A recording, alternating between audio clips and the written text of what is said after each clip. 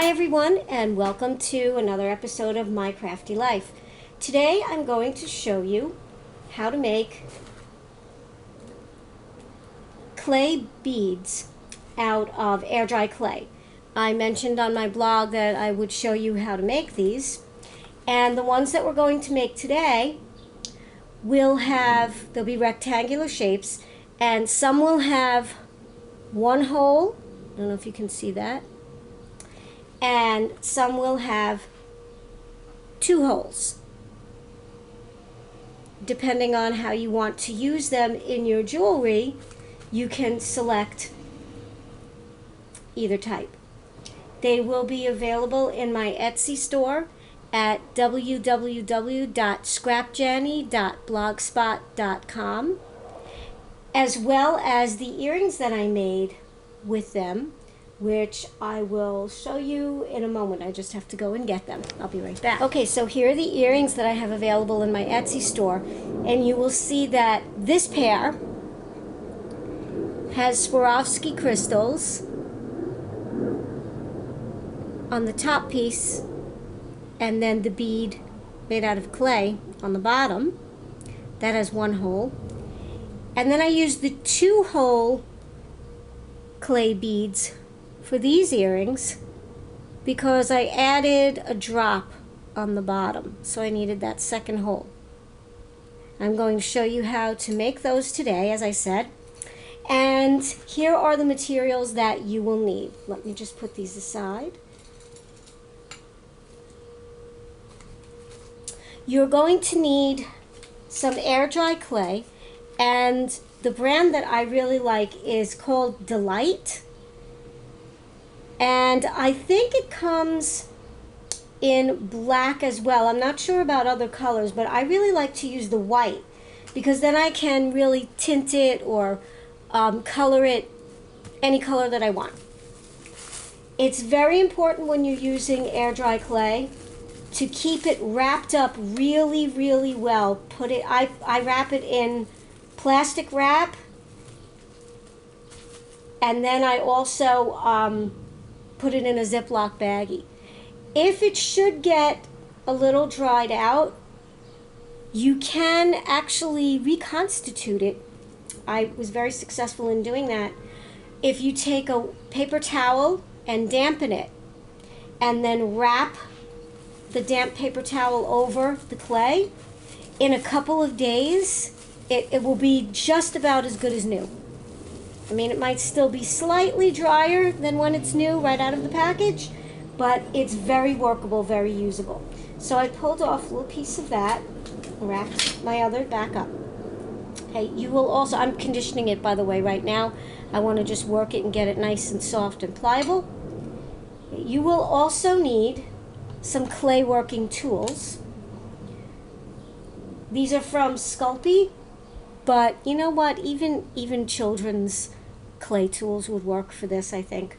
You need a plastic roller, something that's not going to leave any kind of indentations on your clay. And I use these other little tools to smooth the sides, to flatten things down, to trim off a little bit of the excess. There's a little plastic knife here. Again, you can probably get away with using children's tools for this, nothing really complicated. You will also need some clay cutters. I bought these, I believe, in Michael's. I think they're by Sculpey. Any brand will do. They're really, really cute. They'll cut out basic shapes so you can make little beads. This is a triangle. There's a rectangle, a square, a heart, some stars, flowers, a teardrop or leaf shape, a diamond shape, oval. They're really, really cute. Today we will be using the rectangle. Okay, so I've pretty much worked this in. Almost ready to go. You'll also need a texturing stamp. Any background stamp, rubber stamp will work if it's got a small pattern on it. It doesn't have to be big because the beads that we're making are not very big at all. And I also used some Perfect Pearls by Ranger to color my beads at the end. And the last thing that I used was, let me take it out here. Yep. It was Polymer Gloss Medium by Golden. That I used to seal all the color into the beads so that none of the Perfect Pearls powder would wear off. Okay, let's get started. So I'm going to put this down on my work surface. I'm using a ceramic tile. Make sure that whatever surface you use is clean, hair-free, especially if you have pets like I do. This clay will pick up everything, especially the white. So I'm going to just roll this out. Okay. I like to turn it over also. Get the other side. Now, it's not essential that you get every single little mark off it because, after all, we are going to be texturing these beads. So, I get it to the thickness that I like. It's probably, I would say, maybe 1/8 of an inch in thickness. Okay, but you can make it whatever thickness you like. Okay, the next thing I'm going to do is use my texture stamp. And I'm just going to come in with this. If you want to put some Versamark ink as a release agent, you can. I've found that it's really not necessary with air dry clay.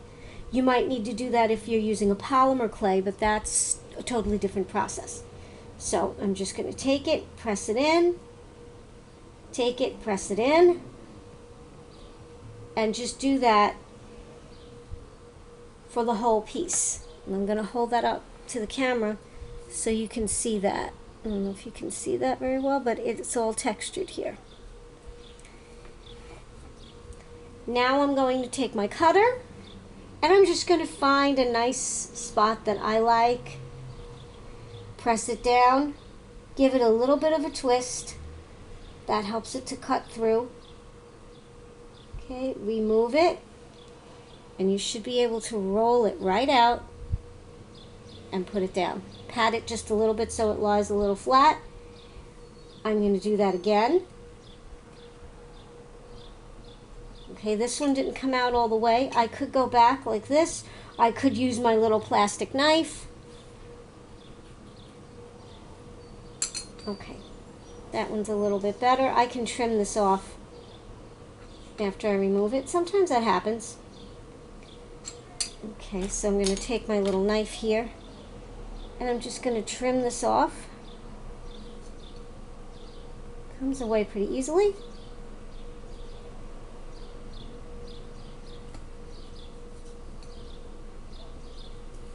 There we go. And then I can either use the side of the knife or the little paddle tool and just press those little edges together. And that should be fine. And if you don't like the way it turned out, you can always re-roll it, or you can even use a little nail file or a little emery board sander at the end to smooth away the edges if you don't like them. Okay, I'll make 2 more.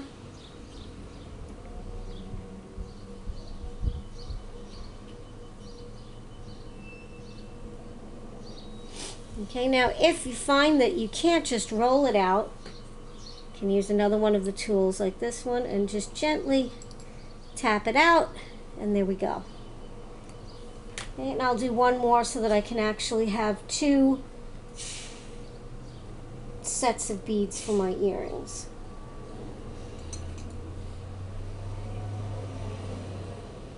And again, I'll go back and get rid of any of these rough edges. What I usually do after that is I roll this back into a ball and I'll flatten it out again, roll it, and get a few more pieces out of this. But for now, we're gonna call it done. So I'm gonna just take this little piece, put it back with the rest of the clay.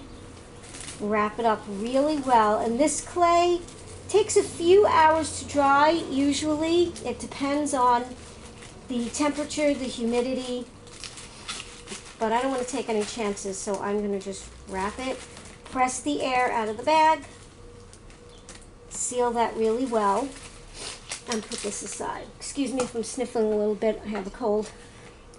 The next step is we're going to take these beads. I'm just going to show you one, but it'll be the same process for all of the beads. And I'm going to take my Perfect Pearls, and I like to tap it, give it a little bit of a shake to mix up any of the iridescent particles that are in there. I think there's mica in there. Alright, oh, let me tell you what color this is. I'm sorry. Let me close it. This is True Blue Sparkle. So there are some mica pieces in there as well. It's really, really fine. It's beautiful. Okay. And actually, I usually work over a coffee filter, or in a coffee filter. These are so easy to use. They're almost, I would say almost completely non-static, so you can save your glitter, your Perfect Pearls, whatever powder you use.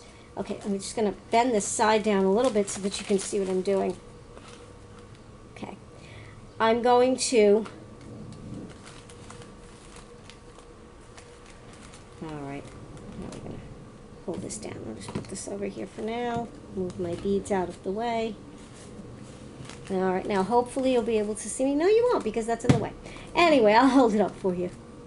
Alright, so I'm going to just take some on my brush, and I'm just going to brush it over my bead. And I'm going to keep doing that until it's the color that I like. I happen to like them a little bit on the dark side, so I'm going to just keep adding until I'm happy I'm doing the sides. Now remember, you want to handle these very, very gently because you don't want to flatten out the texture that you've already put in there. If you should happen to do that, it's not a catastrophe. You can just press the stamp into it again very lightly and you should be okay. I'm also going to do the back because, you know, earrings do flip around while we're wearing them. So I want to have some on the back. Okay. It's a little bit more there. Hope you can see this on the camera. Oh. Another reason it's a good idea to have the coffee filter. If you drop it, it falls right into the rest of the powder. Okay, this powder washes off very easily from your hands too. Okay, excuse me, I'm going to stop the camera now for a minute while I pour this powder back in and put it aside. It's not a very exciting thing to watch. Okay, I'm back. One thing I forgot to mention is that you will need 2 paintbrushes as well for your supplies. You'll need one that's a little fluffy, like this one. This comes with the Perfect Pearls sets if you buy them, the kits. And the other one should be an old brush that you kind of use for messy things like glue and the gel medium that we're going to use right now. You could probably use other sealers. I just happen to like this because it doesn't dry very sticky. You know, it's slightly tacky, but not so tacky that the earrings are going to be sticky when you wear them. So I'm just going to put some on the brush, and I'm just going to apply it a light coat on here. It might look a little bit milky when you put it on, but that's okay. It dries completely clear. Now I'm going to wait for this to dry, and then I'm going to do the sides and do the back. You will probably get some of the powder on this, so you should wipe it off, or you can pour some of the gel medium into a little cup or onto the tile in a little corner there so that you won't contaminate the rest of it. Okay, I don't want to dip my brush back into that because then I'll have blue gel medium. After all of that is done, after it's dry, is when I would put the holes in. Because if you do it before then, the gel medium could clog your holes up. I mean, you could re-poke the holes. Another tool I forgot to mention. I'm sorry about that. My brain is a little stuffed along with my head today. But you're going to need some sort of piercing tool.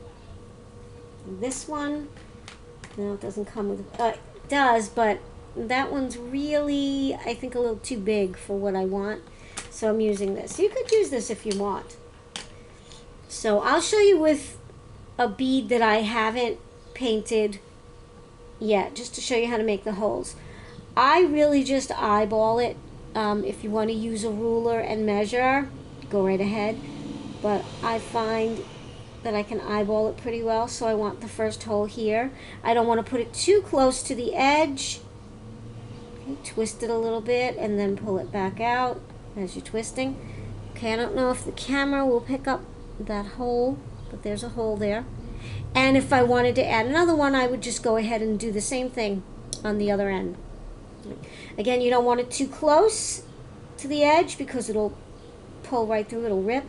And you don't want it too far from the edge either, because you want a jump ring to be able to fit around the top piece of the earring. So you'll have to see what size works best for you. After they dry, you just attach whatever findings you would like, whatever beads, additional beads you would like. You could even make them into a bracelet if you wanted. And as I said, the beads are available in my Etsy shop, as well as the earrings that I made with the beads. I'll put the address of my Etsy shop in the video. Again, it's www.scrapjanny.etsy.com. Thanks for watching and for joining me today, and I will see you soon. Bye now.